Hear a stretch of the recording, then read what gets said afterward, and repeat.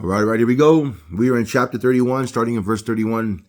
Now, I don't know if you remember, but the previous verses was about Jacob fleeing, just taking off without telling Laban. And, we know that that's the wrong thing to do. It wasn't customary or a culture, or wasn't the culture back then.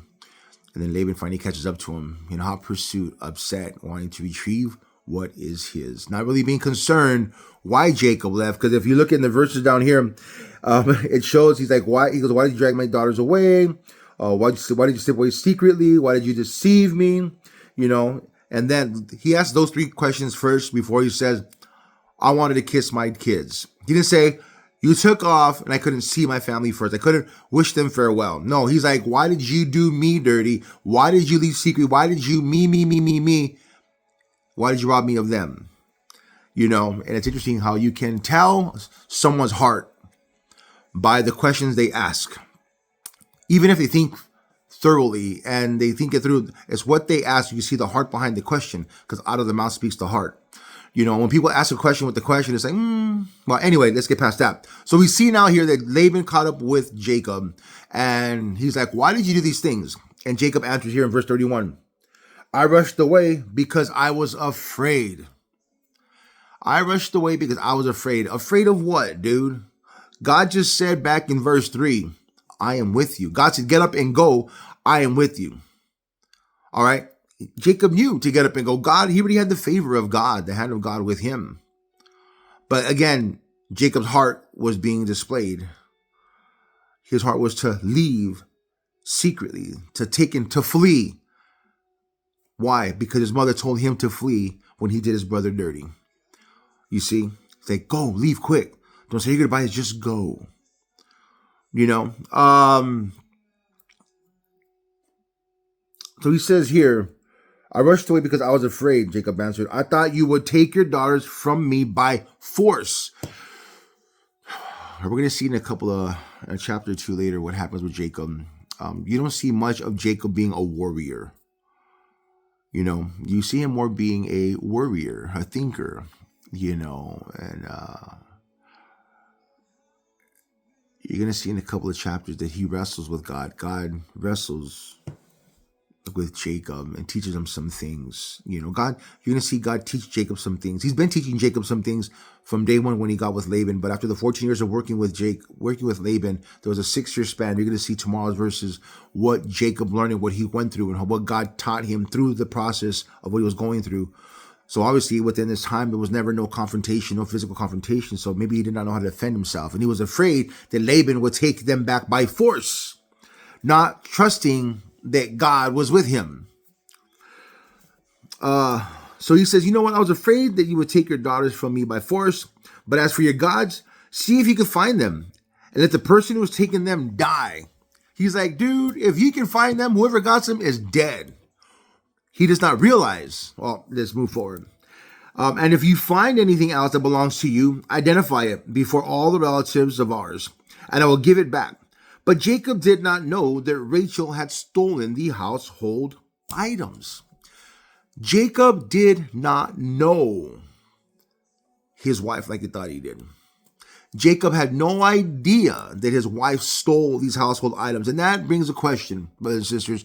Do you really know your spouse? And that brings me up to a verse in Proverbs 27:23, where Solomon writes, know the state of your flocks. Put your heart into caring for your herds. And it's just like, as a parent, as a spouse, do you know your spouse? Do you know your children like you think you do? Do you really know them? And I mean, of course, Rachel is human and they're from shady bloodline, blah, blah, blah. But it's like, Jacob said something very harsh. If you find anything within confidence, he's saying, if you find these idols, man, we're going to put that fool to death, not knowing that was his wife, his beloved wife, his favorite wife that stole these idols. So not only is Rachel a thief, but she's also a liar. And you're going to see right here what happens next. Verse 33, Laban went into Jacob's tent to search there, then into Leah's, and into the tents of the 2 servant wives. But he found nothing. Finally, he went into Rachel's tent, but Rachel had taken the household idols and hidden them in her camel's saddle. Now she was sitting on them. When Laban had thoroughly searched her tent without finding them, she said to her father, "Please, sir, forgive me if I do not get up for you. I'm having my monthly period." So Laban continued his search, but he could not find the household items. Rachel went and took the idols and put them in the camel's saddle, sat on the camel, and lied to the father. Looked to the father right in the eye like Jacob looked to Isaac and lied to Isaac. Like when Jacob told Isaac, "Yes, father, it's me, Esau." Rachel said, "Father, I, your daughter Rachel, am on my period. Please don't make me get up." So much deceit, all because of fear. Fear profits a man nothing, brothers and sisters.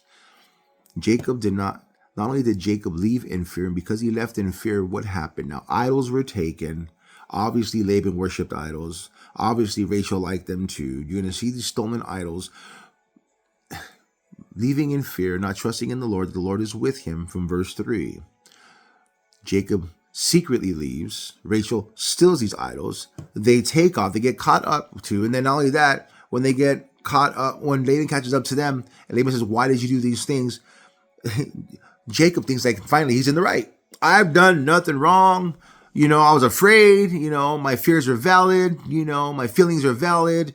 And so I left secretly. I'm fear you take my wives away by force. And if you find these idols, bro, let's kill the person who did it.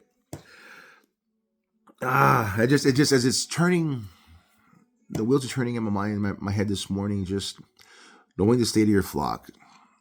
It reminds me of back in the day when I was in ministry back in California.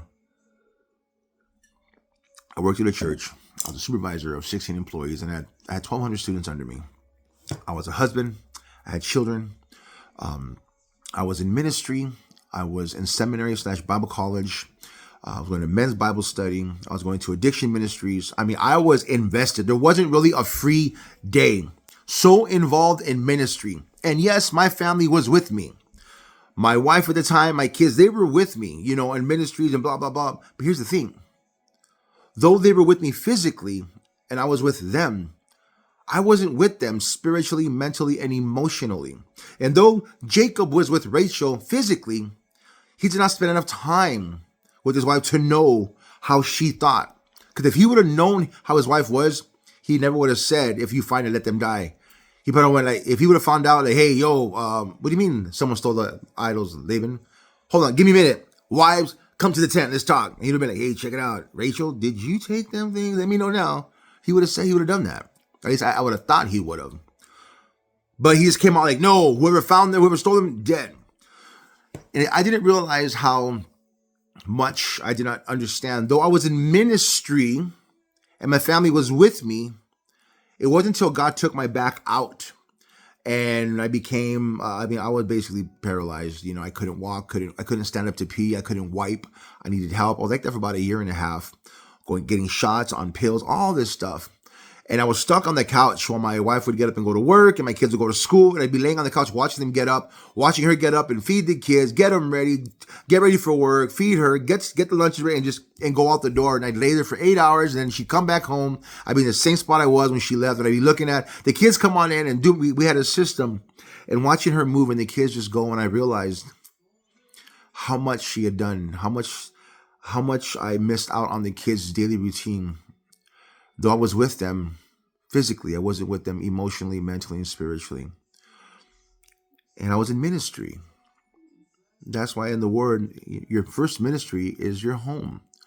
If those of you are in ministry and you're neglecting your family, if you do not know the state of your flocks, then you need to step down from ministry or step up and get more involved with your kids and your family first. Step up or step down. Again, step up and get more involved with them because your family is your first ministry. Or step down from ministry. Believe me, if you step down from ministry, God's not going to get mad at you. Matter of fact, He's going to say, "Wow, good job. You understand the word, family first, then ministry." God will bless that and He will replace you with a servant.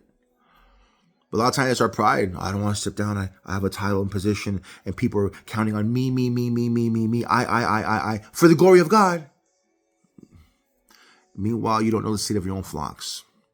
You don't understand. You will say bold stuff foolishly, like Jacob did to Laban. Whoever took these idols, let them die. Not realizing that that's the wife he loves the most. You know what I'm saying? It's not like it was Leah, the one who didn't have any sparkle in her eye. It was the beautiful one, Rachel, with the body, the scripture says. So again, as it ministers to me, brothers and sisters, know the state of your flock. I know what my kids are doing. I know exactly what they're doing. Though they don't tell me, the spirit of discernment. God tells me, hey, your daughter's this and that. Your other son's this and that. Your other daughter this and that. Blah, blah. Your mom, is this and that. Your ex-wife, your kid. He tells me these things in prayer. I know the state of my flocks. I mean, not that I'm perfect. No. It's just, it's crucial that you understand what's going on under your own roof. And if you are in ministry, you don't know exactly what's happening under your roof. Step up or step down. Brothers and sisters, much love to you all. Peace be with you. May the joy of the Lord be your strength. Remember, choose wisdom over the world. God bless.